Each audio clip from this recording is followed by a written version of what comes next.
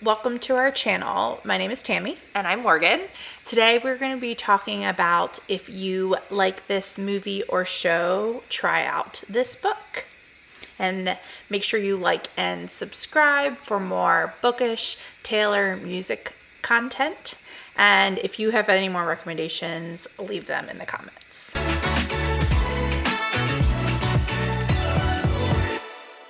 Okay, so if you like the high action, just craziness of Pulp Fiction, I think you'll like Razor Blade Tears by S.A. Cosby.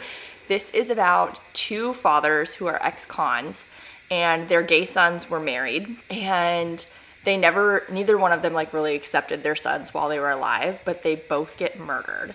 So these two dads just go on this revenge rampage, and it's very high action. It's very emotional because you get to see the dads kind of realizing how much they should have appreciated their sons and showed them love when they were alive. But it's just a crazy book. It's really, really good. If you like the grandmother, mother, daughter relationship, the difficulties that come with that from Gilmore Girls, then you might like Mother-Daughter Murder Night by Nina Simon. So this follows a high-powered businesswoman who gets sick and she has to move in with her daughter and her granddaughter. And in this small town, a murder happens and the granddaughter is one of the suspects of the murder. And so the three of them must come together, put their difficulties aside to get the daughter off the suspect list and solve the murder. If you like the movie Anyone But You, and you like the fact that it's fake dating and it takes place around a wedding and a tropical place, I think you'll really like The Unhoneymooners by Christina Lauren. This is a fake dating, enemies to lovers story that takes place on a honeymoon, and it takes place in Hawaii. Okay, if you like the West Side Story, Romeo and Juliet, sworn enemies trope, but with some magical realism, then I think you will like A Million Junes by Emily Henry. And yes, the Emily Henry.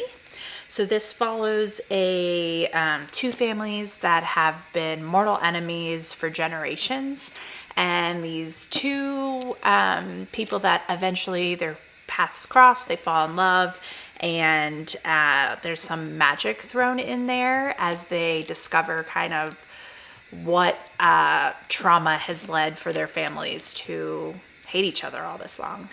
But it does not have the tragic ending that Romeo and Juliet does, so fear not. So good. It's so good. Okay, if you like the movie Call Jane, I think you'll really like All You Have to Do Is Call by Carrie Mayer. This has a very similar premise in the fact that it is a fictional story about the real Janes, the women who were performing illegal abortions to provide support to women before Roe v. Wade. And it's just such a moving story about, it follows a few different characters, and you really get to really care for each of them, and they've got different things going on, whether they're pregnant and they have a baby that they are very excited about, or they need an abortion, or they're the person, performing their abortions. It's just a really powerful story about how women can all want different things and still support other women. If you liked Happy Death Day, then I think you will like How to Solve Your Own Murder by Kristen Perrin. So Frances goes to a fortune teller when she's 17, and this fortune teller tells her that she will be murdered, and says it in a riddle. And so for the next 50-ish years, she is trying to solve her own murder, when eventually she does get murdered in her 60s.